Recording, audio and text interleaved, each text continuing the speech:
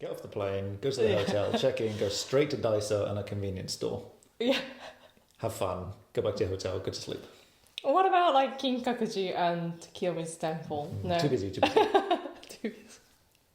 Hello everyone, I'm Yukari. Hello, I'm Arthur. And so today we are going to talk about? So recently we went back to Japan after 10 months away. So we'll just talk about some of the things that we noticed and we thought. Yeah, sure. You can start. Thank you. Just a quick note, today's video would try a little bit different, a little more relaxed style. So if you want to hear some like real English conversation, this is, we hope this will be a good video for you. So... shall we try to speak slowly though? Sure. Yeah. Good idea. This is what we call like live editing. Yeah. So as I said, this time we'd only been away for 10 months. Yeah. So it wasn't really, for me anyway, it wasn't like experiencing lots of things that I'd forgotten. I hadn't really forgotten anything in 10 months. But maybe you could say it was like a reconfirmed.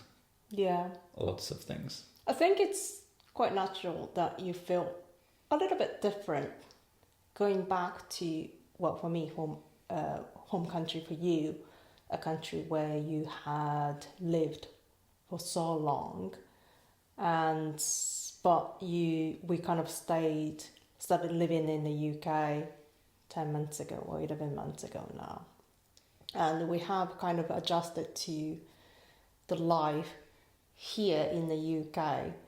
So we have a few things that we have accustomed to here, and then just going back to where we were, it was a little, not strange, but there were a few things that, I have noticed that before, but I have forgotten about it. Do you know what I mean? No, I know what you mean. Maybe there were more of those for you than for me. Is what it is. I don't know, maybe it's different because it was like it's your home country and it's not mine. Maybe there's something to do with it too. It is very convenient living in Japan. Okay, we're straight into the different points. Okay, go for it. Well, I think a lot of people, including myself, who live in Japan, do not realize how convenient it can be to live a life there, unless you have a lot of experience living abroad, of course. I think once you go outside Japan, you realize it is very convenient to live here in Japan. So like if you go to convenience stores, for example, very convenient, you can just get all sorts of things in just one tiny shop. You can send parcels, you can get stamps, you can withdraw money, pay for things, like utility bills, again painful things. What else? You can make photocopies, you can print out photos, which I actually did while I was there. Just small things like stationery and sweets and bento, lunch. You can get everything. So yeah. They are very convenient. Sounds like a kind of a like obvious thing to say. Like, did you know convenience stores are convenient? but they are. I mean, and there are lots of them, and they're always well stocked and clean and brightly lit and things. So they're definitely. It's definitely a very convenient place to live for sure. So I don't think a lot of non-Japanese people. I'm not sure if it's a good way to put it.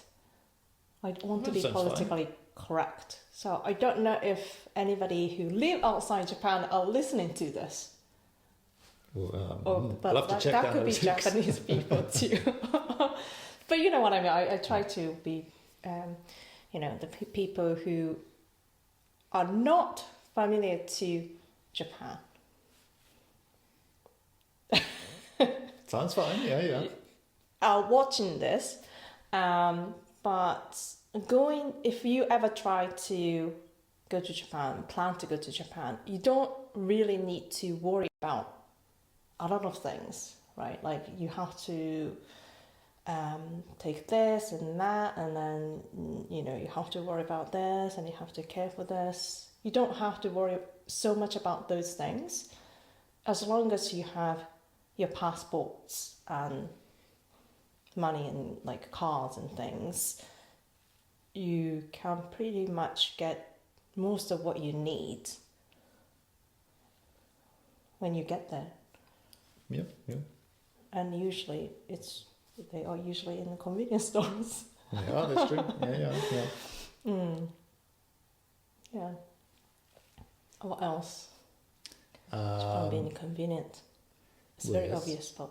Yes, obviously convenient. The trains are really very quiet. Yeah. Inside. Which is, of course, mostly good, but when we were taking our jet-lagged children on the train, it was kind of... quite noticeable. And memorable, maybe. It almost felt like too quiet. Yeah. Because, they're just small kids. They can't help being noisy after like a 24-hour journey, of course. They weren't doing anything bad. They weren't like screaming or anything, just being kind of silly. And it was very, very, very quiet inside the train. Yeah. I almost wanted some other people to talk a little bit to make me feel slightly... less embarrassed. Less embarrassed or at ease or something? Yeah. That wasn't the only time, to be honest, on the trains with our free-range children making loads of noise and walking up and down and stuff. Trains were quiet and very, very reliable. You can rely on them to get to your, get to wherever you want to go. And you don't need to worry about them. Well, of course, they're late sometimes, but not very much. There was an amazing thing that happened while we were in Japan. We were going to get on the Shinkansen from one station to another, long distance journey, and the local train was late, and we thought, oh no, we are not going to make it for the Shinkansen that we booked. But somehow, I think it was how many minutes it was late? Well, it was 6 minutes or so. Yeah, it was like 6 minutes late, and then I guess what happened was it was due to wait in a station, but then it could like skip the wait time. Yeah. And then get back on time. What amazed me was like all the network and the connection, the people, the station staff talk to each other and train drivers and things. Like they communicated so well that they actually made up for the time loss that it was the 6 minutes or so, and we actually got to the station where we were supposed to get the Shinkansen on time, or maybe just 1 minute late, and then we were able to get on the Shinkansen that we booked. That was amazing, wasn't it? Yeah, that was nice. Other things that I was just, maybe this is more your passionate topic than mine, but it's definitely reasonable to eat out, isn't it? Oh, definitely. Yeah. So we went out, we went to restaurants with my family, and I went out with my friends, and I think all the time we went lunch. We just ate lunch. We didn't go out for dinners, did we? No, I don't think so. But it's quite reasonable, isn't it? Like, I don't know how you can... I don't really want to compare. This was the meal that I had was this much. And like, there was equivalent in the UK it might be this much. I can't really say that, but it is quite reasonable. Yeah. Yeah, definitely true. Depends where you go, I think. Like where you live and which city you go to in Japan, etc., etc. This is not like good or bad, it's just different. Like it was felt busier than where we live now. Like more people, and did to me anyway. It felt busier. Big city. I felt like here is the big city? No. Oh, okay. In Japan. All right. No, here is the countryside. It feels like, and then it felt busier to me. And then, like, not so many people ride bicycles here in the UK. Yeah. Lots of bicycles in when we went back, and yes, and more buildings. And do you know the movie Stuart Little? Yeah. Yeah, so I felt like Stuart Little, the mouse, in the like big city, like walking around like this. I guess it's different in London, though. I think you will see more tall buildings. I also feel like Stuart Little in London, to be honest. So. Yeah. What else?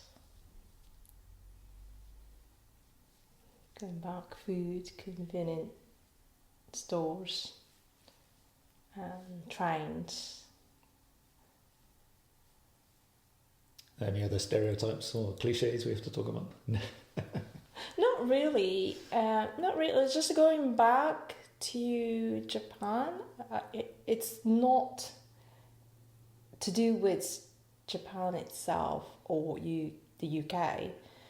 I felt that when I saw my friends, I felt that I hadn't been away for 10 months. Is that a good thing? I felt like it was only like maybe for a few weeks that I hadn't seen them. Do you know what I mean? Yeah. It wasn't, I didn't feel like, I hadn't seen you for ages and ages. It was like, maybe I hadn't seen you for weeks. The last couple of weeks I hadn't seen you. So that was nice, I think. Yeah.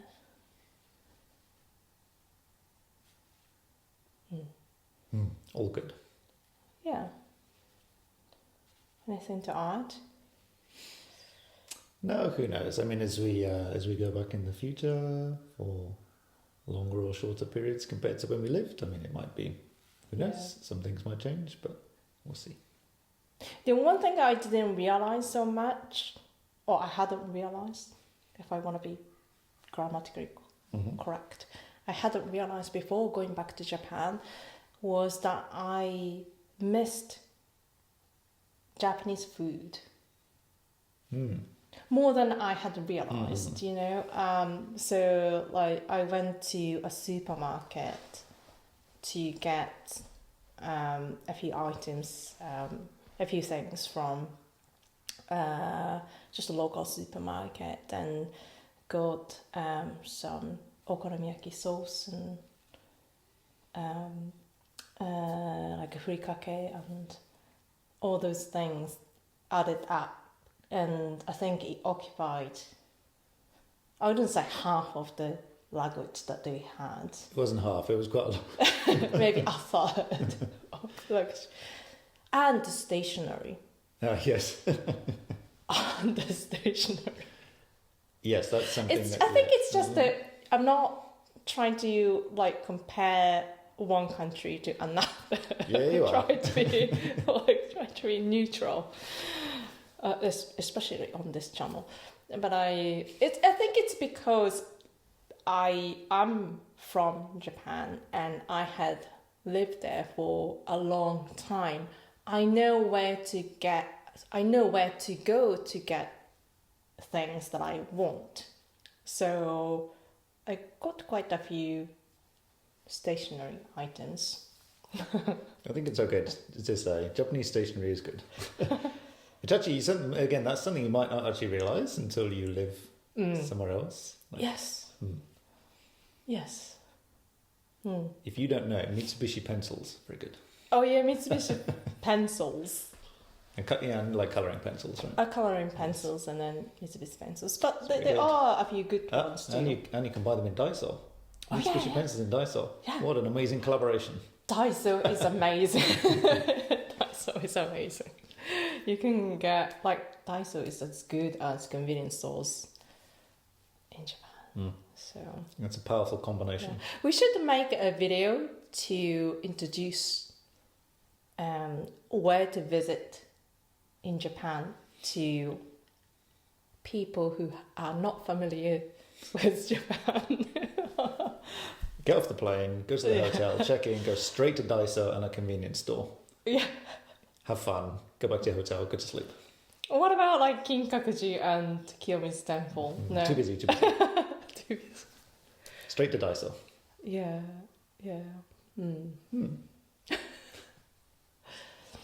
All right. Anything else?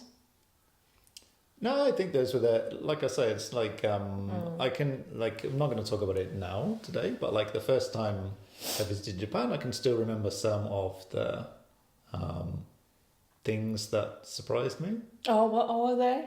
Well, you know, like I said. Or maybe you can just give a... Well, like, for example, like, very obvious one was I went in August. Ah, yeah. And I thought August in Japan, for some reason, I thought August in Japan was similar to August in the UK. So I had like jeans, I had a jumper just in case it was a bit chilly in the evening. And as soon as as soon as I walked out the airport, within like maybe 5 to 10 seconds, I was like, oh, I've made a horrible mistake. Not coming to Japan. No, not coming to Japan. With the clothes that the you clothes brought. that I packed. It was just shockingly hot and humid compared to what I was expecting. So that and like there really are a lot of vending machines. I remember seeing like 6 or 8 of them lined up outside, and I was like, that is really a lot. So again, I've lived there now, so I've kind of like got used to it. And that, and one other thing which you might not really think of necessarily is the cables, like power cables and things, and telephone cables. They're all above ground in Japan. But it's the same here too. Some are above ground, but a lot are buried. She's trying to say, oh, like there's one wire outside, therefore it's the same. It is not the same. It is not the same.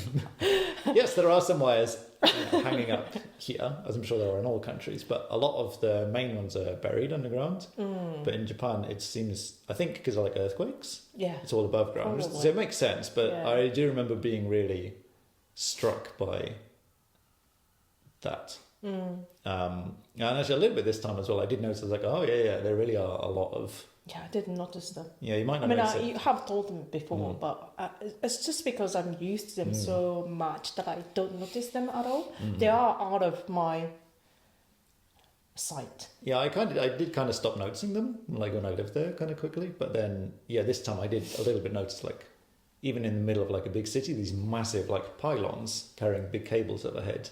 You just don't see that, because they'd be buried underground. So, yeah. Things. Anyway, so yeah, I don't have, for this time going back, I don't have any like big insights or whatever into what is different. Just like small things, small reconfirmations, like Daiso is good. Convenience stores are convenient. Are convenient. There are fewer dogs, but more bicycles on the street. Oh yeah, no, that's a good point. Fewer dogs, yeah, smaller dogs. Maybe. Yeah. All right. Well, hope that maybe you enjoyed this interesting casual yes talk. I was going to say rambling nonsense, but not rambling nonsense. Casual talk. Yeah, if you would like to hear more rambling casual talk, please consider giving us a like and subscribing so you can hear some more. But, and you can also come and talk to us. We have some online events we host a few times a month now. So we do. Please check out the link in the description, and if you talk to us in person, maybe we will be slightly more focused on what we're talking about. Yeah, and then you can practice, speaking English and you know, the words and expressions that you learned in your textbooks, and and you can hear us live. Yes, live nonsense. Live nonsense. Well, we probably usually don't really talk too much about us. No. When we meet, you try to let other people talk. Because that's the purpose of the events. Yes, absolutely. When we meet new people, we want to hear from them, not just talk about ourselves. Yeah. Honestly. Alrighty, should we wrap it up? Yeah. Alright, thanks so much. See you again next week or next time. Bye.